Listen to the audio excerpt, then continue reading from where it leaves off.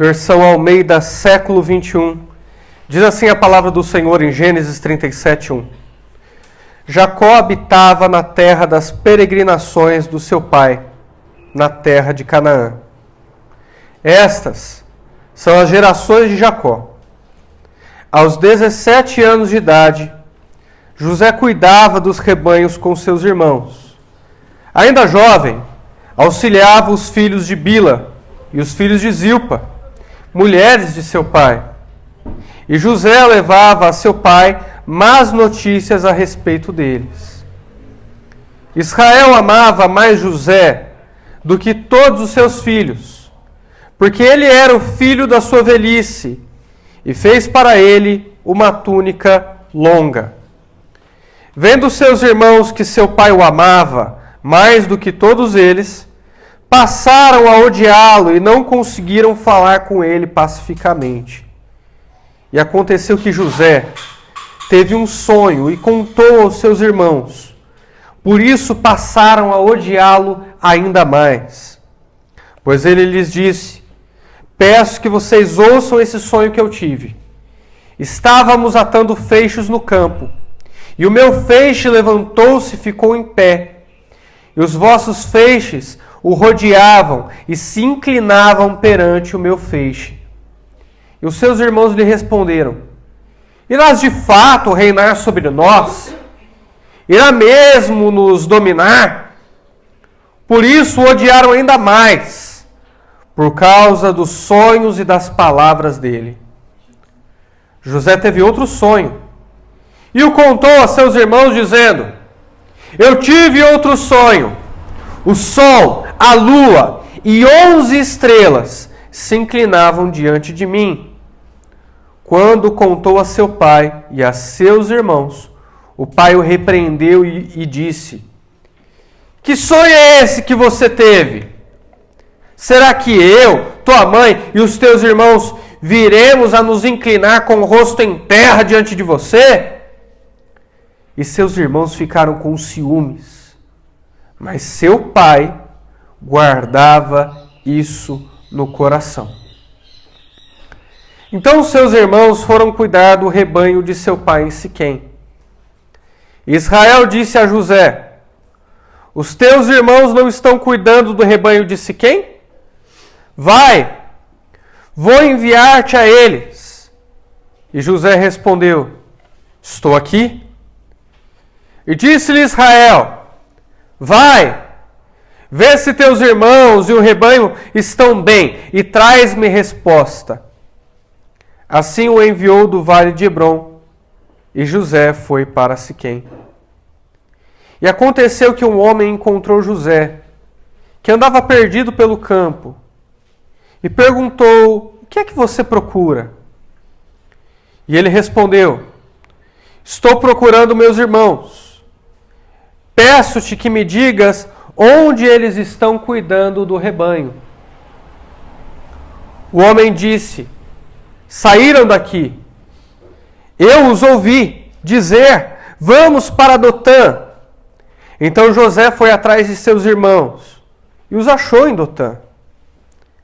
Eles o viram de longe, e antes que chegassem de onde estavam, planejaram uma conspiração contra ele para o matar, dizendo uns aos outros: lá vem o sonhador. Vamos matá-lo agora e lançá-lo numa das cisternas. Diremos que uma fera o devorou. Então veremos o que será dos seus sonhos. Mas ouvindo isso, Rubem livrou-o das mãos deles, dizendo: não vamos tirar-lhe a vida. E acrescentou: não derramem sangue, lancem-o nessa cisterna, aqui no deserto, e não encosteis a mão nele. Ele disse isso para livrá-lo das mãos deles, a fim de restituí-lo ao seu pai. Até aí. Vamos orar mais uma vez. Pai Santo, com esse texto aberto, nós te glorificamos. Obrigado pela palavra revelada que chegou a nós a custo de tanto sangue, a custo de tanto zelo e cuidado de escribas e copistas que tiveram o trabalho de poder copiar palavra por palavra, a fim de que nós pudéssemos ter acesso de maneira tão fácil à Sagrada Escritura. Que possamos fazer bom uso dela essa manhã, nos deleitando, podendo escutá-la, que o texto fale aos nossos corações pelo poder do Espírito. É o que nós te pedimos em nome de Jesus. Amém. Irmãos, hoje eu gostaria de falar sobre José o Manso. Esse é o título da mensagem essa manhã. José o Manso. E algumas características que reafirmam a mansidão que está na personalidade, que está no caráter de José. E o que é ser manso? Talvez você tenha a ideia errada de que ser manso é ser passivo. Ser manso não é reagir às situações da vida. Ser manso não é agir com atitude. Não é isso que ser manso significa. Ser manso não é sinônimo de passividade. Ser manso é ter um estilo de vida calmo, confiando em Deus. É ter serenidade, mas ser uma pessoa ativa. Mas ser uma pessoa proativa enquanto a vida acontece. Isso que é ser manso. E eu vejo essas características na pessoa de José. Eu vejo calma, eu vejo uma pessoa cheia de paz, eu vejo uma pessoa ativa, uma pessoa proativa, mas uma pessoa de extrema confiança no Senhor. Não é alguém ansioso, não é alguém preocupado, não é alguém cujos problemas o tempo todo o atemorizam e o estremecem. Não é esse caráter que nós encontramos em José. E é importante que os nossos olhos se voltem para esse homem essa manhã, que aqui no texto ainda é um menino. Por quê? Porque as lentes da Escritura se voltaram para ele agora. Nós passamos por Abraão, aí fomos para Isaac, Jacó e agora José. O último que nós vamos entrar em Gênesis. E a Escritura ela dedica pelo menos 10 capítulos inteiros para tratar a respeito da vida de José. Isso acontece porque ele é um tipo, é o tipo mais perfeito, que mais se aproxima da pessoa de Jesus. Nós vamos ver isso e nós vamos nos atentar com cuidado para essa verdade. Mas a gente precisa entender o que está acontecendo aqui. Não dá para entender o que aconteceu nessa passagem sem entender o que aconteceu antes. E o que aconteceu antes é que seu pai Jacó, ele teve 11 filhos, dentre os quais José, que é o penúltimo, e Jacó teve filhos sanguinários, filhos de mau caráter. Como nós vimos anteriormente, esses filhos derramavam sangue. A gente se lembra que eles foram para Siquém, enquanto todos estavam dormindo, se recuperando da circuncisão, daquele procedimento cirúrgico, eles mataram todos ao fio da espada. Eram homens maus, eram homens guerreiros. E José nasceu nessa família. José que não é uma pessoa de derramar sangue, José que é alguém que vive na medida do possível em paz com todos, ele convive com esse tipo de irmão. O conflito está cerrado. De um lado, gente sanguinária. De outro, um homem de Deus. De um lado, pessoas guerreiras prontos a cometerem a violência ao menor sinal de provocação. Do outro lado, alguém que, apesar das provocações e apesar de o tempo todo sofrer bullying ou sofrer pressão, não reage com violência. O conflito está armado. A gente vê no verso de número 1 que todos eles viviam na terra de Canaã. Jacó vivia na terra de Canaã junto com José e os seus irmãos, conforme a promessa do Senhor. A promessa do Senhor é que eles morassem, que eles vivessem na terra de Canaã. Isso se cumpriu integralmente. Deus é bom, Ele cumpre as suas promessas. E no verso de número 2, a gente vê que José, apesar de novo, ele foi encarregado com uma importante tarefa. Supervisionar os seus irmãos. Jacó, o pai, sabia que os seus irmãos eram descabeçados, que os seus irmãos não tinham limites, que os seus irmãos eram violentos. Então colocou José, um dos mais novos, para supervisioná-los. Ele sabia que o seu filho andava na verdade, ele sabia que o seu filho era íntegro, e ele dizia, olha, você vai me contar se os seus irmãos estão fazendo alguma coisa de errado. E é claro que eles estavam. A Bíblia não nos relata exatamente o que os irmãos de José estavam fazendo de errado. Mas eles estavam fazendo algo. Porque a Bíblia nos diz que José levava a seu pai as más notícias a respeito deles. Não sei se eles mexiam contra as mulheres, não sei se eles abusavam de alguém, não sei se eles o tempo todo falavam sobre o crime que eles cometeram em Siquém, porque eles estavam pastoreando perto de Siquém. Não sei se eles estavam o tempo todo relembrando aquela cena na sua memória e contando o quanto foi bom e tendo conversas profanas. Não se sabe ao certo, mas o que a gente sabe é que José era o dedo duro. Lembra quando você era criança e a professora falava, olha, quem bagunçar, você vai escrever o nome da lousa. E a gente sabe que os outros alunos que bagunçavam ficavam bravos com aquele que estava escrevendo o nome da lousa. E depois, na hora da saída, ia tirar satisfações, é ou não é? Parece que era mais ou menos isso que aconteceu com José.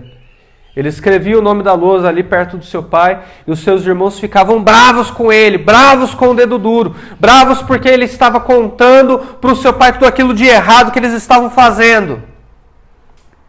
E não só por isso. Mas a gente vê também que Jacó gostava mais de José do que dos outros irmãos. E tem um motivo para isso. Um motivo matrimonial. A gente se lembra que Jacó ele foi casado com Raquel. E que o coração dele bateu mais forte por Raquel. Ele se apaixonou perdidamente, ele a queria, ele trabalhou 14 anos para desposá-la.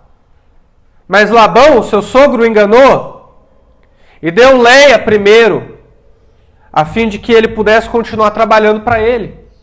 E com Leia ele teve a maioria dos seus filhos, a maioria desses homens sanguinários que a gente vê aqui. Mas de Raquel, ele teve José e a rapa do tacho, Benjamim, que é Benoni, que era, o seu primeiro nome foi Benoni, com dores terei o meu filho. Vocês se lembram também dessa passagem. E Jacó olhava para José com ternura. Ele olhava para José com carinho, ele gostava mais de José do que dos outros filhos. Ele não deixava de amar os outros filhos, mas ele tinha maior carinho por José, maior afeto por José, maior amor por José, maior confiança em José, a ponto de dar um presente caríssimo para ele. Olha o que diz o verso de número 3, Israel, Jacó, amava mais José do que todos os seus filhos, porque ele era o filho da sua velhice. E ele fez para ele uma túnica longa. Outras versões dizem uma túnica de várias cores. Naquela época, nas proximidades, mais especificamente ali no Egito, os homens eles costuravam. Então não é estranho que o relato bíblico nos diga que Israel, com as suas próprias mãos, fez uma túnica longa e colorida. Era difícil cores na época, mas fez uma túnica longa e colorida para o seu filho. Ele colocou carinho ali. Ele colocou cuidado ali. Não é que Israel foi para uma loja, comprou para um filho e não comprou para os outros. Porque às vezes um filho está precisando de roupa e outro não. Não foi esse o caso. Israel gastou tempo, investiu tempo fazendo aquela roupa para que o seu filho José se adornasse. Para que o seu filho José aparecesse. A roupa também tinha um significado especial. Era uma honra, era um presente, era um respeito que se dava àquele que recebia de presente aquele adorno, que recebia de presente aquela roupa. E era tudo isso que Israel estava comunicando diante dos seus outros filhos. Eu gosto mais de José. Sendo um dedo duro, andando em verdade, tendo a confiança do seu pai, maior amor por parte do seu pai, e inclusive recebendo um presente tão carinhoso, tão caríssimo, com tanto carinho e tão caro, os outros irmãos ficaram ainda mais bravos com ele. Chegou um ponto na família que não tinha mais diálogo entre os irmãos e José. A gente vê isso na parte B do verso 4. Seus irmãos passaram a odiá-lo ainda mais e não conseguiam falar com ele pacificamente. Toda hora que iam falar com José, o tratavam com truculência.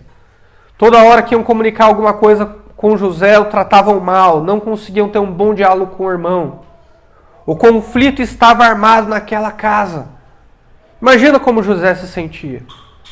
José, na altura dos seus 17 anos, ainda um jovem. E José, um dia, ele conta um sonho que teve da parte do Senhor para os seus irmãos. E olha o verso 6. Eu peço que vocês escutem esse sonho que eu tive. Eu estava atando feixes no campo, e o meu feixe levantou-se e ficou em pé, e os vossos feixes o rodeavam e se inclinavam perante o meu feixe. Olha o que José estava dizendo. Olha, eu estava no campo colhendo feixes, e o feixe ficava de pé, eu amarrava o meu feixe, ele ficava de pé, e os vossos feixes se inclinavam diante do meu feixe. Não é o tipo de revelação pentecostal que as pessoas costumam ter. Não é. Porque eu lembro que quando eu era pentecostal, as pessoas costumavam ter uns sonhos bem estranhos. Um dia eu estava orando e aí um irmão falou assim, olha pastor, eu não era pastor na época, falava, irmão, eu estou vendo um sapo e uma bicicleta. Eu falei, mas o que é isso? Não, estou vendo um sapo e uma bicicleta, cada um interpreta como quiser. E a gente sai de lá ainda mais confuso. Não era esse tipo de sonho pentecostal. Estava claro aqui o que José queria dizer. Olha, eu vou ficar de pé e todos vocês vão se inclinar diante de mim. Vão me servir como um rei, vão me prestar honra. Não é só o meu pai que vai me honrar. Vocês também vão me honrar. E aí os irmãos ficaram bravos com aquele sonho. Falaram, esse rapaz, quem ele pensa que é? Quanto orgulho ele tem? Não era do feitio de José provocar os seus irmãos. Ele não estava querendo exatamente provocar. A gente não consegue auferir qual era o seu sentimento nessa passagem. A gente sabe que ele recebeu uma revelação da parte de Deus.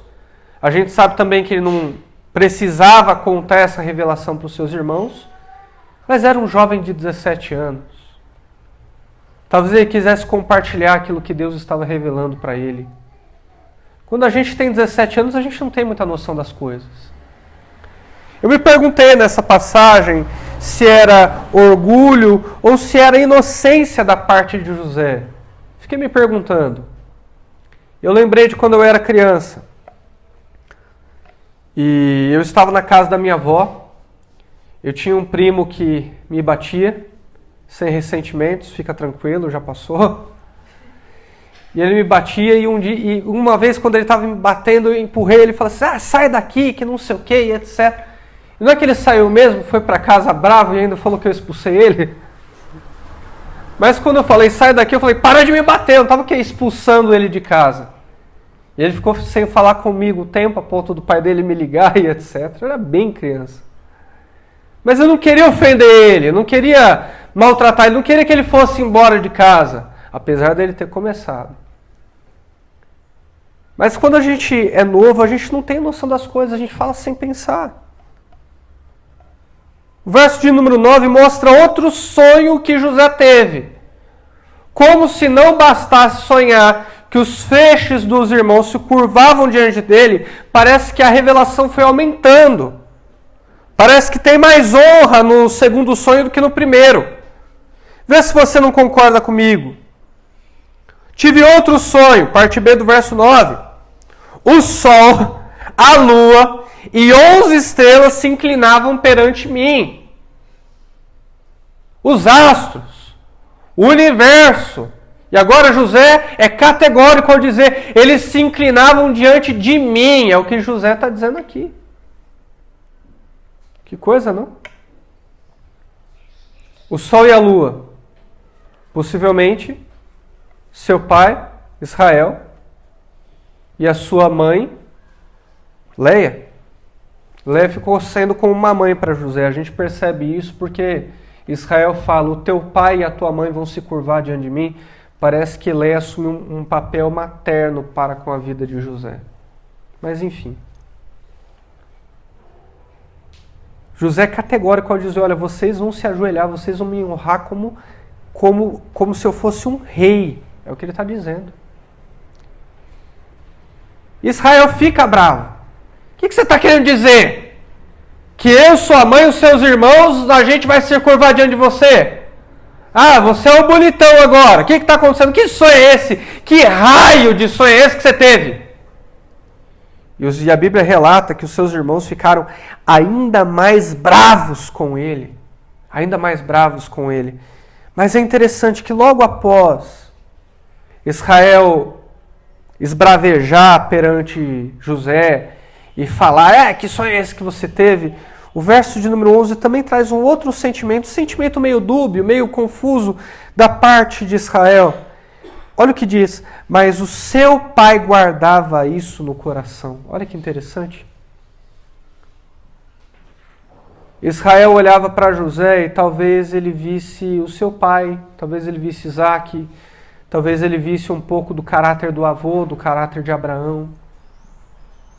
Com aquele sonho ele pode ter pensado, não, acho que agora a bola está com José. Eu acho que aquele que vai carregar o nome da família, que vai cumprir todas as promessas do Senhor, eu acredito que é José. Esse menino não é normal. Ele é íntegro, ele anda em verdade, ele tem um sonho como esse. Não é que Israel pensasse que Jacó era especial, como se Jacó, pelos seus méritos, tivesse atingido uma posição tal diante de Deus que Deus era obrigado a honrá-lo. Não é isso. Mas os seus sonhos e o seu caráter pareciam evidenciar que José era um eleito de Deus, que José era um escolhido de Deus. E Israel começou a guardar isso no coração. E falar, esse menino é diferente. Esse menino não é igual aos demais. E a vida da casa parece continuar, a dinâmica parece não ter mudado. Os seus irmãos bravos, José continuando a falar as verdades para os seus pais a respeito dos seus irmãos. E um dia o seu pai chega para ele e fala, olha, vai até Hebron, vai até Siquém, perdão, eles estavam em Hebron, mas ele diz, vai até Siquém e vê se os seus irmãos estão fazendo trabalho direito e me traz resposta. Vê como é que eles estão ali. E José vai. Sempre proativo, sempre disposto, José fala para o seu pai, deixa que eu vou ver como é que os meus irmãos estão. E José, ele se levanta no mesmo momento e vai até os irmãos verem o que eles estavam fazendo. E aí ele percebe que os irmãos dele não estão em Siquém. Um homem o encontra, um homem do campo o encontra e diz o seguinte, olha, eu vi eles indo para Dotã, era um rebanho grande, então não é estranho que esse homem soubesse aonde os irmãos de José estavam. E a Bíblia relata que José foi então até Dotã. Ele não voltou atrás. Ele continuou obedecendo seu pai. Sabe qual é a distância de Hebron até Dotã? São 100 quilômetros. José andou 100 quilômetros. Deve ser mais ou menos 3 dias de viagem. Obedeceu seu pai. Foi até lá, ver como eles estavam. Mas quando estava se aproximando dos seus irmãos, o pior aconteceu. O inimaginável. A violência dos seus irmãos floresceu, veio à superfície. De longe eles viram o rapaz de roupa colorida vindo até eles. Falaram, José está vindo aí. O que a gente faz? Estamos a 100 quilômetros de casa, a gente podia matar ele.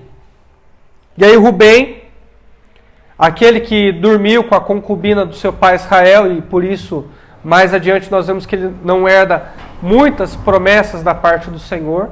Rubem, que ora tem uma atitude positiva e ora tem uma atitude negativa, diz o seguinte para os seus irmãos, não, peraí gente, isso daí já é demais. Matar os cidadãos de Siquém lá, a gente ser violento é uma coisa, agora é o nosso próprio irmão. Eles eram de uma cultura tribal, eles honravam a família, queridos. Muito mais do que a gente tem noção do que se honraria aqui na nossa cultura. Eles falaram, não, gente, ele é sangue do nosso sangue. Isso daí já é demais, não vamos fazer isso com ele. Vamos jogar ele nessa cisterna aqui. E o plano de Rubem era, depois dos seus irmãos irem embora, pegar José da cisterna e restituí-lo, devolvê-lo a seu pai. Até Rubem, que era sim um homem violento, que era um homem sim capaz das piores atrocidades, de grandes pecados, disse, não, isso daí já é demais. Isso passou do limite da maldade, não vamos fazer isso com o nosso próprio irmão. E o texto acaba com José em uma cisterna. O texto acaba com José no fundo do poço. Vamos ver o que tudo isso significa? É como eu falei para vocês no início do capítulo. Eu acredito que José é um exemplo de mansidão. E a mansidão dele pode atingir a sua vida essa manhã. Você pode perceber como um manso age e fazer a mesma coisa, agir conforme esse comportamento. Uma vez que Cristo te salvou, você é capaz disso. O que eu vejo nesse texto? O verso de número 2 nos mostra que José levava más notícias a respeito do seu pai. Será que José não sabia que ele ia ser mal visto pelos seus irmãos? José não podia se meter em uma política de não contar tudo para o seu pai a respeito dos seus irmãos? De fazer uma média? José não podia querer aceitação. Em uma cultura tribal, você precisa ser acolhido pela sua própria tribo. Se você não for acolhido pela sua tribo, você é como se fosse um apátria, alguém que não tem pátria, alguém que não tem nacionalidade, alguém jogado. Mas a gente percebe que José não está em busca dessa aceitação. Pelo menos ele não quer mais aceitação do que quer andar em verdade. É hipocrisia dizer que ninguém aqui essa manhã quer aceitação. Todos nós queremos aceitação. Existem pessoas que são visitantes que vêm até essa igreja buscando aceitação, querendo fazer parte da nossa igreja, querendo fazer parte desse grupo. Você também quer? Vai dizer que não? Ser aceito na sua família, ser aceito na sua faculdade, ser aceito no seio da igreja. A gente quer isso, isso é legítimo, não tem problema nenhum com isso. O problema é quando a gente quer tanto aceitação que passa por cima da verdade. José não é esse tipo de homem. Eu vejo que José é alguém útil para o seu pai. José é alguém capaz de cuidar dos negócios do seu pai, de zelar pelos negócios da sua família, estar em uma posição de chefia de honra, porque ele é útil. Os mansos são úteis para Deus porque não buscam aceitação sem a verdade. Eu quero aceitação, não, mas eu não quero mais aceitação do que eu quero andar em verdade. Então eu vou andar em verdade e que a aceitação seja uma consequência ou não, mas eu vou andar em verdade. Era esse o lema de José. Tem que ter muita convicção. Tem que saber quem você é para Deus. É uma pessoa que não quer impressionar ninguém. Uma pessoa que não quer ser reconhecida pelos seus méritos. Ele quer fazer o que é certo, ele quer cumprir o seu dever. E é por isso que eu gosto muito do pastor Danilo. Em uma daquelas conversas especiais que a gente teve no carro, ele me levando de uma direção para outra na cidade dele, ele me falou uma coisa que eu nunca esqueci. Ele disse, eu não quero ser famoso, eu não quero impressionar ninguém. O que eu quero é cumprir o meu dever.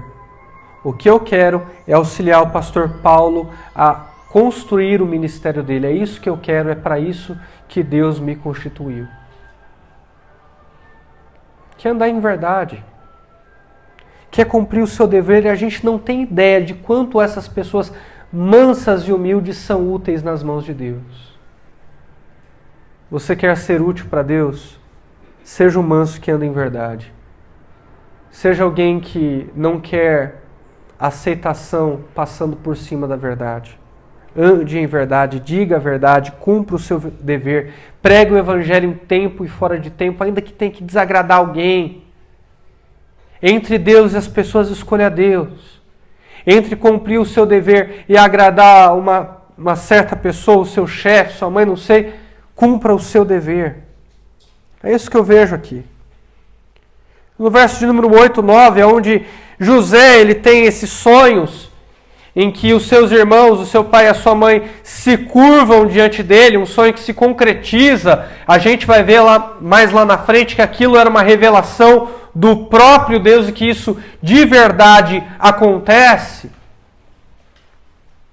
Eu vejo que esses sonhos representam a palavra de Deus.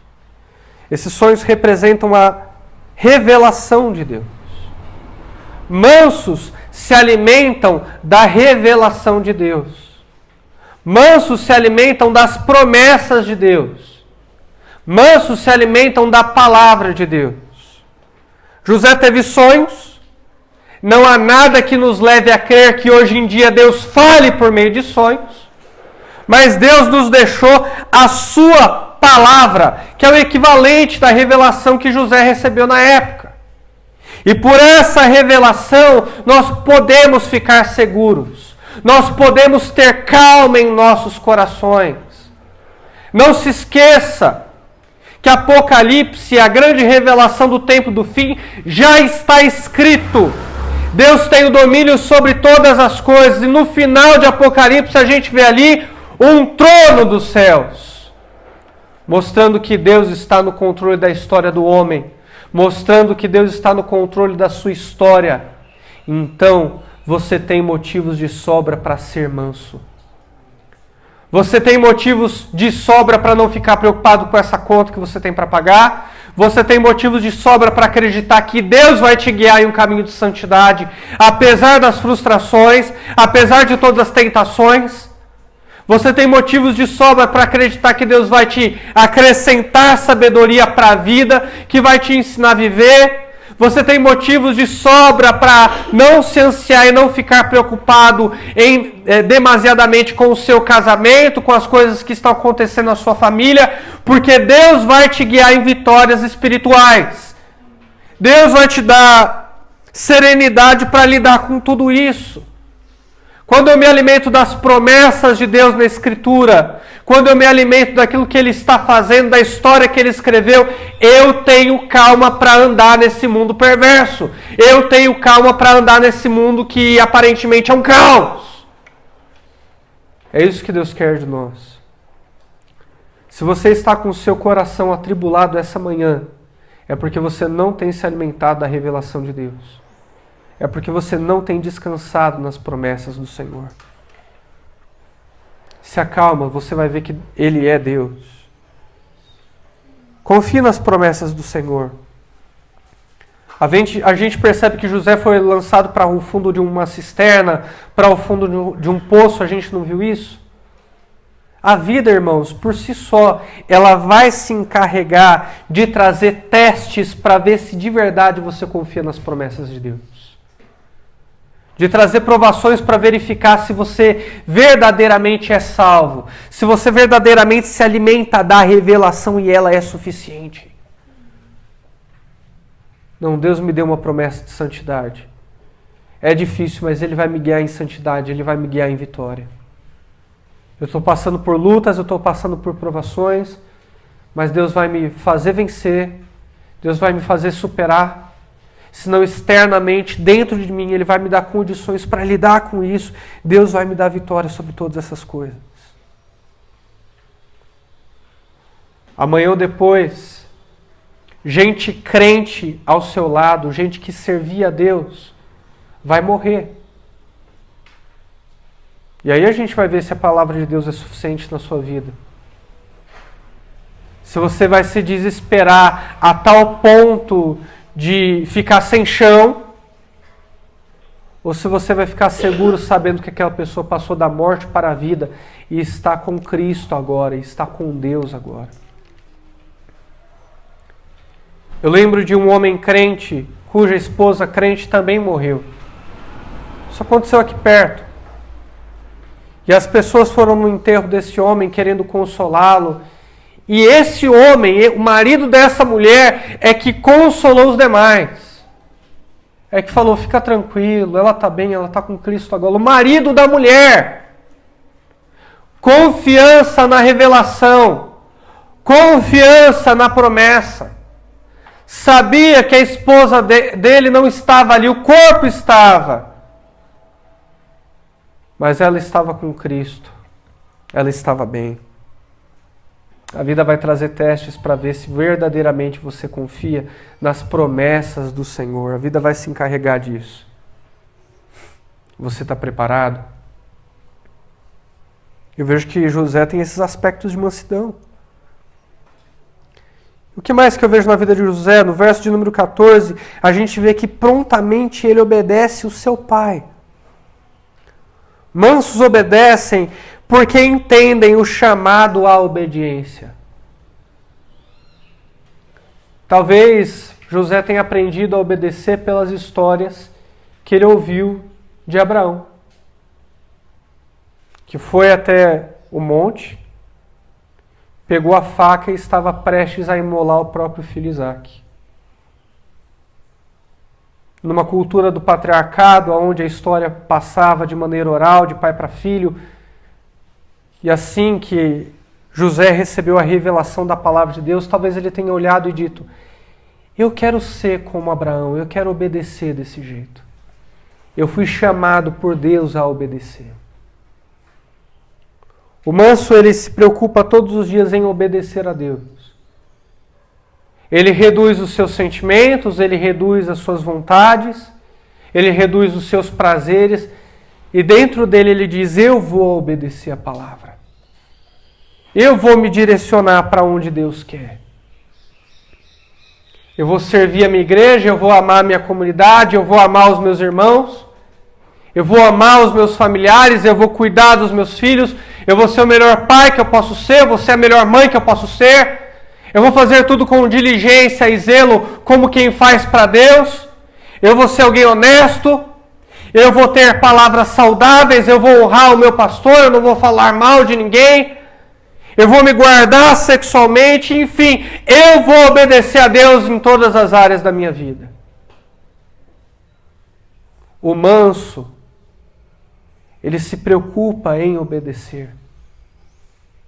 Você está preocupado em obedecer a Deus essa manhã? Você está mais preocupado em obedecer a Deus do que você está preocupado com o seu problema? Caso contrário, as prioridades na sua vida estão invertidas. Você precisa rever isso urgentemente. Você tem que se preocupar mais em obedecer a Deus do que você se preocupa com qualquer outra coisa. Essa é a vida do chamado à obediência. Essa é a vida do eleito por Deus. Essa é a vida da cristã. E não só obedecer, mas persistir em obedecer. José podia ter voltado, seus irmãos não estavam em Siquém. Podia ter voltado e falar: pai, eu não encontrei, eles não estão em Siquém. Não, ele anda os 100 quilômetros. Ele persiste em obedecer. Ele faz exatamente conforme as palavras do seu pai. E quantos aqui na igreja começaram bem e terminaram mal? Quantos aqui na igreja, cheios de empolgação, disseram: eu vou obedecer, não, agora é Jesus, a minha vida é dele, e no passo da caminhada cristã foram se desvanecendo, foram caindo e abandonando a fé e abandonando a obediência a Deus. Passaram a ser nominais. Não, eu creio em Deus. Não, eu creio na palavra. Pastor Ivan prega bem, mas se você vai ver, a vida da pessoa está um caco. A vida da pessoa não tem obediência a mostrar, obediência a oferecer para ninguém. Ela é boa em falar o que os outros têm que fazer, mas não é boa em obedecer com o seu coração. Não é esse o exemplo de mansidão que a gente encontra na vida de José? A gente vê alguém calmo e sereno o suficiente para se preocupar com o que é importante. Isso é obediência. Eu lembro que no início da igreja a gente errou um pouco porque a gente se apavorou e recebeu logo um monte de gente para ser para ser membros da igreja. E aí o Henrique chegou para mim e falou assim, não sei se você se lembra, Henrique, mas você chegou e disse: olha, pastor, a gente vê as pessoas obedecendo a Deus, a gente se empolga, a gente quer colocar o nome delas no hall de membros. Mas eu acho importante a gente verificar também a persistência que elas têm em obedecer. A gente esperar um pouco para ver se elas vão continuar obedecendo a Deus. Porque é o tempo que mostra quem é quem. Porque é o tempo que mostra se de verdade você tem vontade de obedecer a Deus.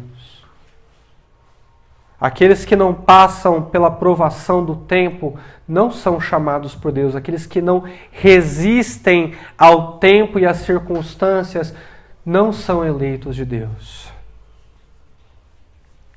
E foi um bom conselho. Você tem insistido em obedecer a Deus? Quero saber se você obedece. Talvez você obedeça uma vez ou outra, mas a constância na sua obediência, a vitalidade na sua obediência, a força, a energia na sua obediência. Qual a grandiosidade da obediência que você está mostrando para Deus? Isso evidencia a tua salvação, irmãos. Isso evidencia o seu chamado, isso mostra a sua mansidão. E a gente vê que José passou por grandes desafios. Ele foi lançado nessa cisterna. Ele foi lançado no poço por essa facção rival, pelos seus próprios irmãos. Eu quero te dizer uma coisa. Mansos são traídos. Vou deixar esse rapaz passar.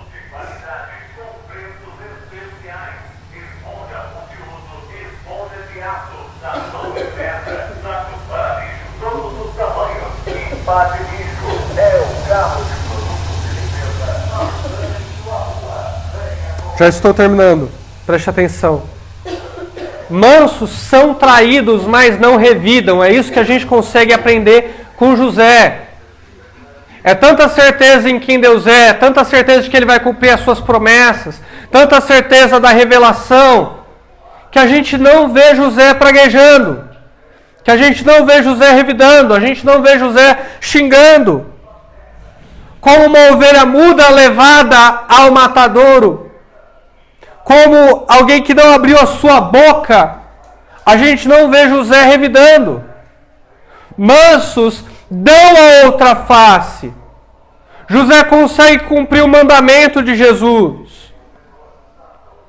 Por quê? Porque os mansos podem confiar que herdarão a terra.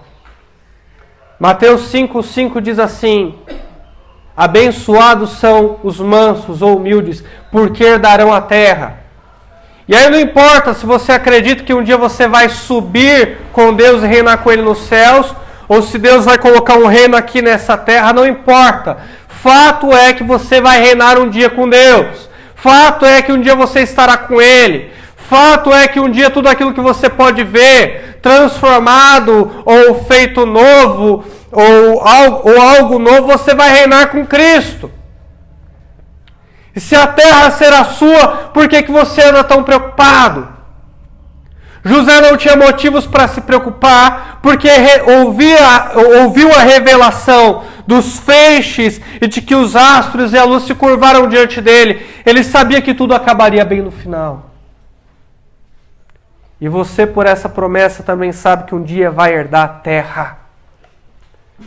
Dietrich Bonhoeffer foi alguém que conseguiu destrinchar essa passagem. Escreveu o livro Discipulado no meio da Segunda Guerra Mundial. 3 meses antes da Segunda Guerra Mundial acabar, Dietrich Bonhoeffer, um pastor luterano, foi executado pelas mãos do próprio Adolf Hitler. E ele escreve isso. Olha, os cristãos não têm motivos para se preocupar, porque eles herdarão a terra. É alguém que tem propriedade para falar. Se ele conseguiu demonstrar isso no seu leito de morte, com certeza você pode demonstrar isso na sua vida. O que mais aconteceu com José? Traído, odiado, ficou nu porque seus irmãos tiraram a sua roupa, não abriu a boca, ficou mudo e levado ao seu destino final. Será que isso te lembra alguém? Traído, odiado, ficou nu, não abriu a sua boca? Isso não te lembra alguém? José é um tipo claro de Jesus. A gente vê que José tem muitas semelhanças com a pessoa de Jesus. Ele é alguém que encarnou o que seria Jesus, o que aconteceria com ele. A gente lê em Lucas 24, 27 que o próprio Cristo, na estrada de Emaús com alguns discípulos, ele discorre sobre Moisés e os demais profetas, falando sobre ele, falando sobre Cristo, ele próprio, nas Escrituras. Mas aonde está Jesus nos livros que Moisés escreveu? Moisés escreveu o livro de Gênesis. Jesus está bem representado por José aqui. José é um tipo de Jesus. O mais interessante sobre a vida de José não é José. O mais interessante sobre a vida de José é que ele representa alguém. É que ele representa o próprio Cristo. Em Mateus 11, 18 até o 30, a gente sabe bem o que Jesus Cristo está falando aqui. Vinde a mim, todos vocês que estão cansados e sobrecarregados, que eu vos aliviarei. Aprendei de mim que sou manso e humilde de coração. Porque o meu jugo é suave e o meu fardo é leve. José é o tipo da pessoa mais mansa que já passou por essa terra. José é o tipo de Jesus. E Jesus, ele diz nessa passagem que se a gente consegue obedecer com prazer, persistir em obedecer, reter a revelação da palavra para tempos de crise, se a gente consegue não revidar, se nós conseguimos andar em mansidão por esse mundo que todos os dias traz tantas preocupações, é porque nós passamos pelo sangue do maior manso, que é Jesus Cristo. É isso que está dizendo nessa passagem. Se eu sirvo na verdade, se eu bebo da revelação, se eu confio nas promessas, se eu não revido os meus agressores, é porque eu aprendi com Cristo. É porque eu estou carregando o seu jugo que é suave e o seu fardo que é leve. O convite de Cristo ainda está aqui essa manhã. Aprendei de mim, que sou manso e humilde de coração. Você quer viver com mansidão sobre essa terra? Aprenda com Cristo. Nele, na morte dele, você já adquiriu todo o necessário. Todo o poder do mundo habita dentro de você, o Espírito Santo de Deus. E isso te capacita a uma vida mansa. De modo que essa palavra que eu preguei essa manhã não é autoajuda de 5 passos para ser manso, não. Você vai agir assim porque você tem a possibilidade de ser manso. Você vai agir assim porque quando você dá o passo para a obediência, isso não é pesado. Cristo está com você.